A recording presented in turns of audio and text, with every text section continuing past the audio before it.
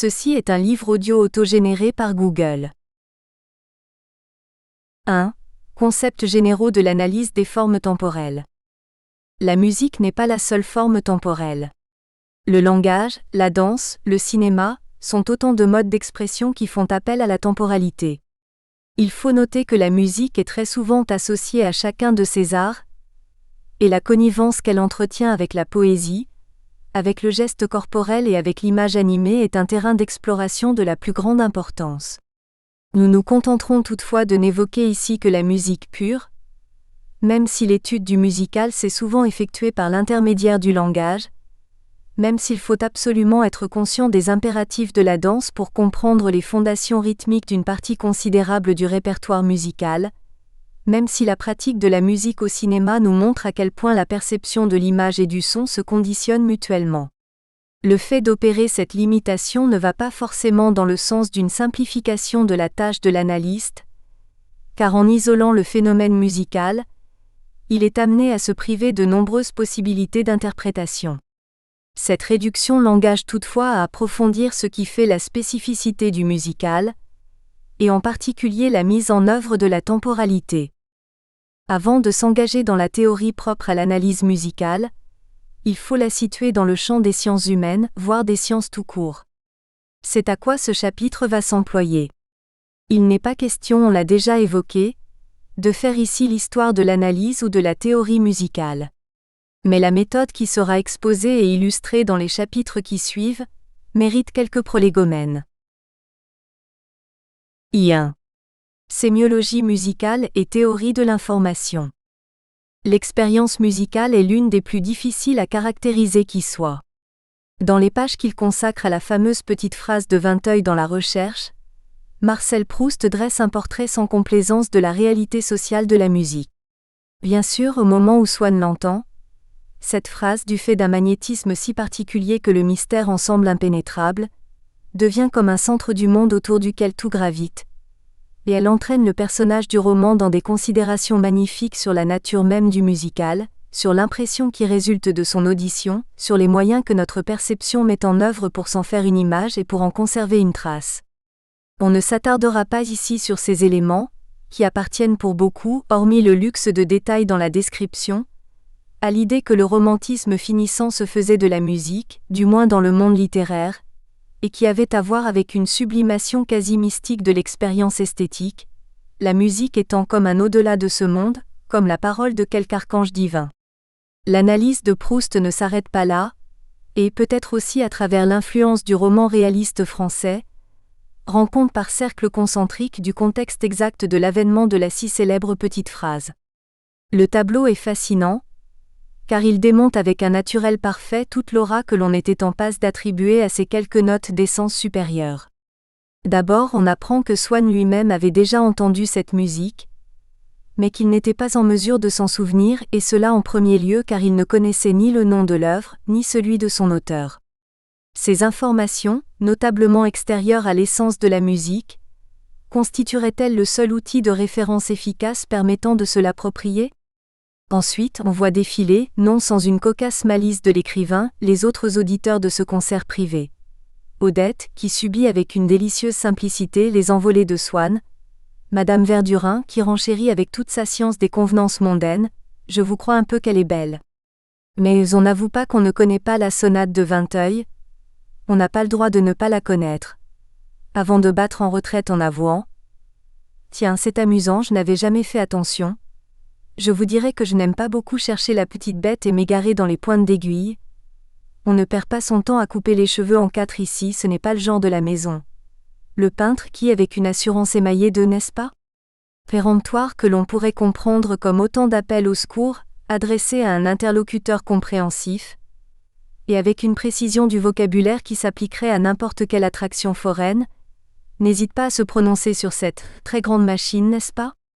Ce n'est pas, si vous voulez, la chose chère et publique, n'est-ce pas ? Mais c'est la très grosse impression pour les artistes. Ou mieux encore, le docteur et Madame Cottard qui, avec une sorte de bon sens comme en ont aussi certaines gens du peuple, se gardaient bien de donner une opinion ou de feindre l'admiration pour une musique qu'ils s'avouaient l'un à l'autre, une fois rentrés chez eux, ne pas plus comprendre que la peinture de Monsieur Biche, Ou encore au cours d'un autre concert cette confidence de la comtesse de Monteryander, c'est prodigieux, je n'ai jamais rien vu d'aussi fort. Mais un scrupule d'exactitude lui faisant corriger cette première assertion, elle ajoute cette réserve, rien d'aussi fort, depuis les tables tournantes. Cette description faite par Proust est d'une justesse terrible. Il en tire lui-même la leçon sociologique. Comme le public, écrit-il, ne connaît du charme, de la grâce, des formes de la nature que ce qu'il en a puisé dans les poncifs d'un art lentement assimilé, et qu'un artiste original commence par rejeter ces poncifs, Monsieur et Madame Cottard, image en cela du public, ne trouvaient dans la sonate de Vinteuil rien de ce qui faisait pour eux l'harmonie de la musique.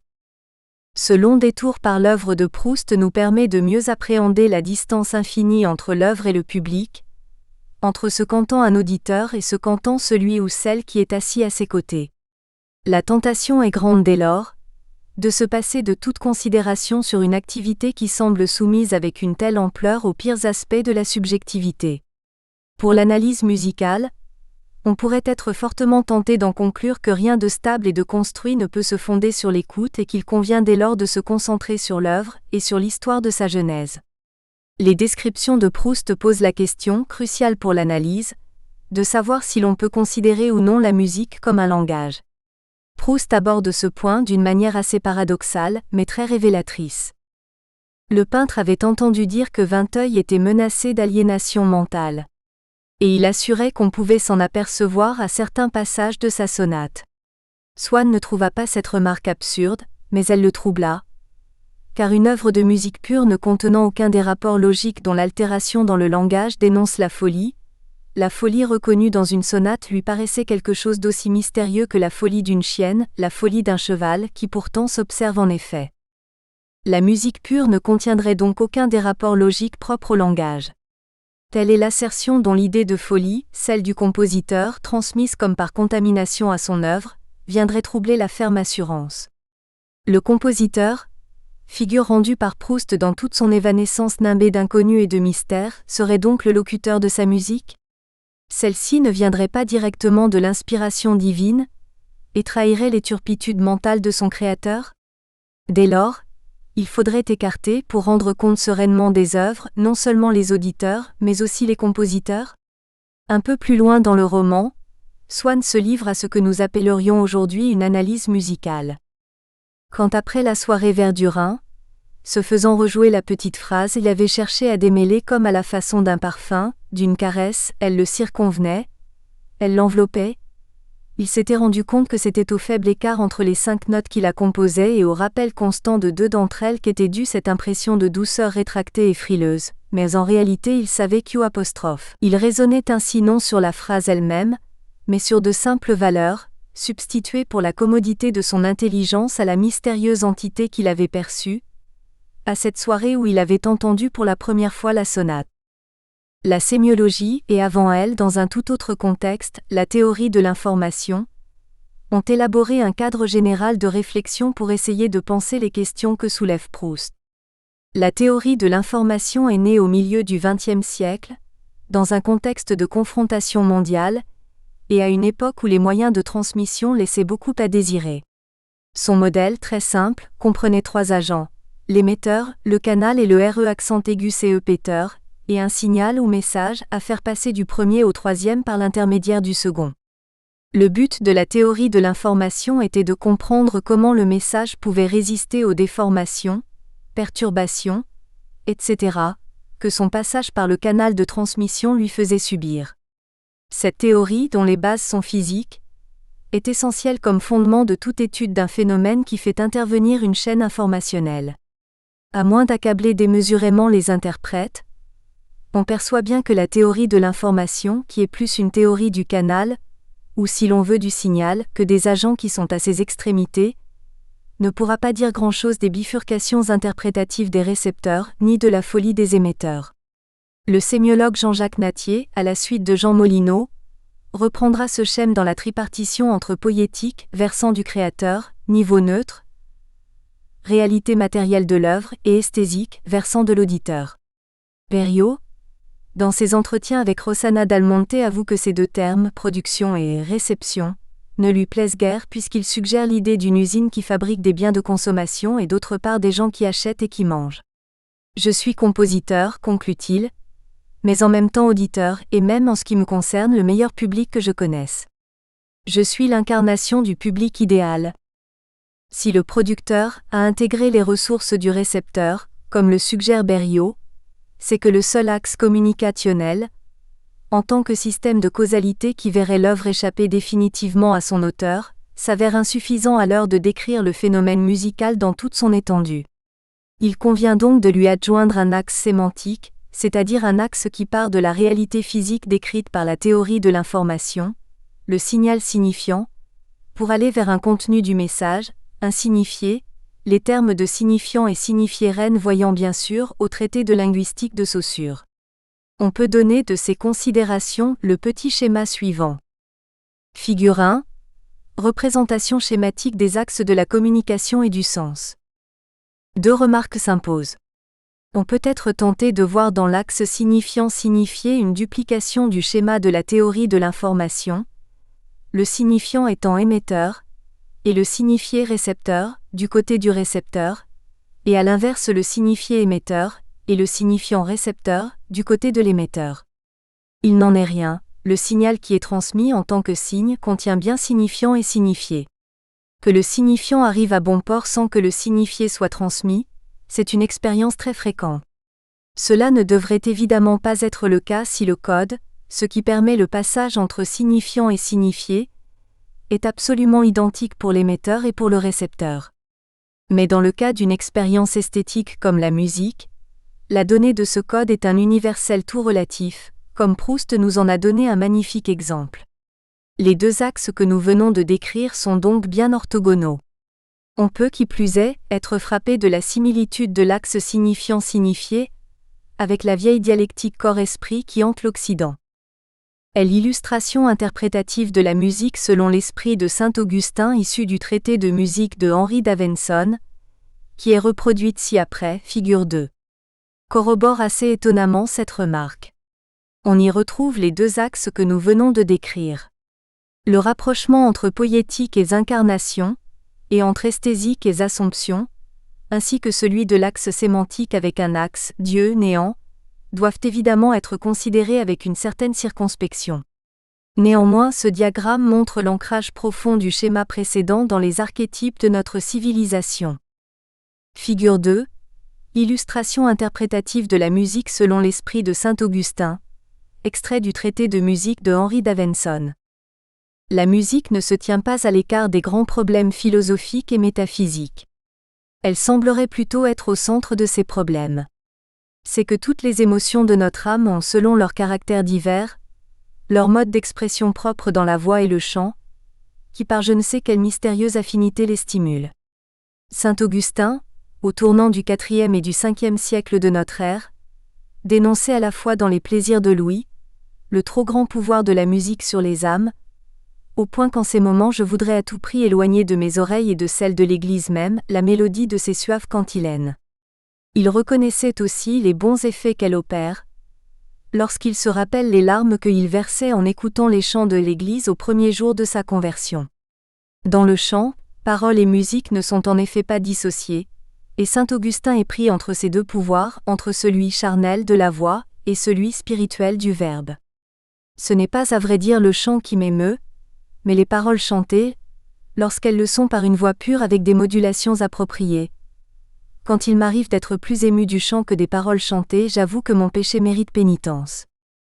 Les propos de saint Augustin ne font que perpétuer dans l'ère chrétienne les réserves qui étaient celles de Platon dans la République, avec la dichotomie introduite par les Grecs entre l'harmonie, sagement spatiale et apollinienne, et le rythme et la mélodie, propre à la débauche sensuelle de la temporalité, sauf quand il s'agit d'en faire la musique des gardiens de la République, ce que l'on peut sans trop de difficulté traduire aujourd'hui par musique militaire.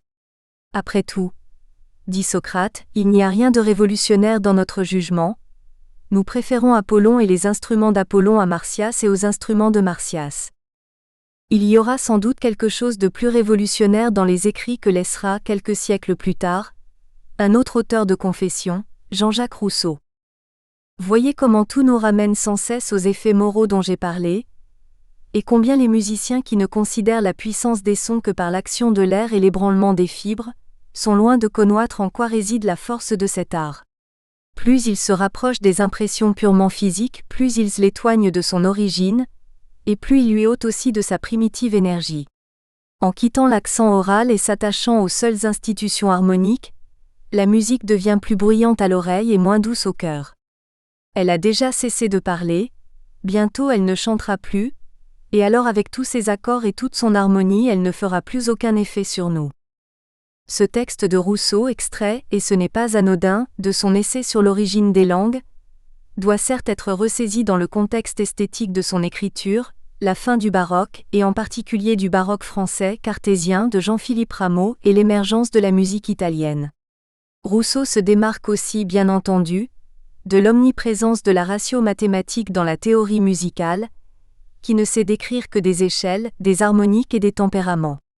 La musique comme langage des passions, honni par Saint-Augustin et magnifié par Rousseau, est aussi, on le comprend à travers ces quelques textes, l'occasion de débats passionnés qui appellent à comparaître les éléments propres de la matière musicale comme autant de vecteurs d'enjeux idéologiques. Reste à savoir si ces enjeux sont induits par les idéologies elles-mêmes, ou s'il y a dans le phénomène musical suffisamment de sens intrinsèque pour porter de telles idées. Les divergences historiques que l'on constate plaideraient plutôt pour une nécessaire distance entre la musique et le rôle que le langage lui fait jouer. Les rapports entre musique et langage, et surtout ceux qu'ont entretenu ces 40 dernières années musicologie et linguistique, méritent d'être brièvement exposés. Le discours sur la musique, la musicologie, a naturellement tenté de comprendre son objet, les œuvres musicales, comme un système de signes, dans le vaste cadre que le structuralisme et la sémiologie offraient à l'exploration intellectuelle. Au-delà de cette analogie première avec la langue qui vient d'une ancestrale connivence avec le chant et la prosodie, la musique a très vite tenté de se comprendre comme un système avec sa logique, ses règles, ses styles, etc. Elle a eu, au fil de son histoire écrite en tout cas, ses grammairiens, d'abord sous la forme de rédacteurs de traités, en général de composition. Et puis, curieusement à mesure que les règles, comme celles induites par la tonalité, perdaient de leur puissance, sous la forme de concepteurs de théories ou de modèles, capables de donner à comprendre un idiome sauvage, sous les traits plus polissés d'un ensemble régulé et cohérent. Impossible de donner ici tous les éléments de cette évolution. En 1975, Jean-Jacques Nattier entreprenait un véritable bilan des apports et des confrontations entre la linguistique, la sémiologie et la musicologie. Les notions saussuriennes de syntagme et de paradigme n'ont a priori aucune raison de ne pas avoir de sens en musique. Nous aurons l'occasion d'y revenir. Pour ce qui est du paradigme, Nattier rejoint en les amplifiant les notions déjà développées par Nicolas Ruet. Ce type d'analyse prolonge en quelque sorte l'analyse thématique traditionnelle à travers une visualisation en tableau plus conforme à l'esprit structuraliste. Ruet propose, qui plus est, une tentative d'explicitation des procédures de l'analyse. Pour ce qui est du syntagme, ou plutôt de l'axe syntagmatique, l'influence de Noam Chomsky est déterminante. Elle permet d'envisager la structure musicale sous une forme arborescente et donnera lieu, dès 1985, de la part de deux auteurs américains, Fred Lerdahl et Ray Jackendoff, dans leur ouvrage A Generative Theory of Tonal Music, à une tentative de constitution d'une grammaire générative de la musique tonale. Formulée selon un ensemble de règles de groupement, de prolongation, etc. S'appliquant à des objets précis, cette description grammaticale peut s'adapter à tout type de système, et elle a aussi été utilisée par les informaticiens pour décrire la notation musicale elle-même. Enfin, il faut aussi parler de la sémiotique musicale de Eero Tarasti qui fut un élève de Greimas et qui se démarque des modèles arborescents chomskiens. La différence entre le parcours génératif de Greimas et le modèle chomskien est claire. La grammaire de Chomsky n'a rien à voir avec les significations, alors que Greimas prend délibérément en compte la progression graduelle des significations du niveau profond, celui des structures sémionarratives, vers la surface du texte, les structures discursives. 28 C'est effectivement un autre problème de savoir comment fonctionne l'appareil musical que de savoir ce qu'il veut dire, s'il veut dire quelque chose. André Bourkourchiev dans son ouvrage Le langage musical donne une définition de la musique qui mérite qu'on la considère. La musique serait donc un système de différence qui structure le temps sous la catégorie du sonore. Il résume bien ainsi, même si c'est à partir d'un autre champ culturel que celui que nous venons de parcourir très brièvement, l'état d'esprit d'une époque. Ce n'est pas un hasard si la notion de système est au centre de cet essai de définition. C'est bien parce que le langage et la musique s'estiment redevables d'un système, que les recherches des linguistes et des musicologues qui se sont inspirés d'eux ont abouti aux théories que nous venons d'évoquer. Mais le parallèle s'arrête très tôt. En effet, les différences qui structurent le temps sous la catégorie du sonore ne représentent qu'une faible part de ce qui est véhiculé par les langages articulés. Leur système de catégorisation, décrit avec précision par la phonologie, ont pour principale fonction la transparence du code. Certes, un bon acteur peut changer le sens d'une phrase en jouant avec l'intonation. Mais le sémantique s'élabore la plupart du temps bien au-delà. Il y a donc peu d'espoir, hormis quelques cas limites, de découvrir une structure ou syntaxe commune au langage et à la musique, même si l'idée, la possibilité de la structure est évidemment un outil de description utile dans les deux cas. De même, le rapport à la forme, c'est-à-dire à la répétition ou au paradigme, sera radicalement différent. Sauf dans des cas exceptionnels, la musique est amenée à redonner à entendre et elle joue avec les redondances, de la subtilité des variations, là où les règles communes du discours tendent à éliminer toute redite comme un parasite inutile. Certes, la poésie tend parfois à développer un aspect sonore, bien au-delà en tout cas de ce que s'autorise un texte ordinaire, et l'on peut de même retrouver en musique des inflexions proto-linguistiques, semblables à celles d'un babil enfantin. S'il convient de tenir compte de ces liens de parenté très forts, on ne peut pas en déduire pour la musique une quelconque référence à un code univoque, si ce n'est de manière assez sommaire pour des styles précis. La musique ne saurait être que très imparfaitement le vecteur d'un message immédiat, et l'acte qui produit un objet sonore comme celui qui consiste à le recevoir, à lui laisser trouver. Nous espérons que vous avez apprécié cet aperçu. Pour continuer à écouter ce livre audio sur Google Play Livres, utilisez le lien dans la description de la vidéo.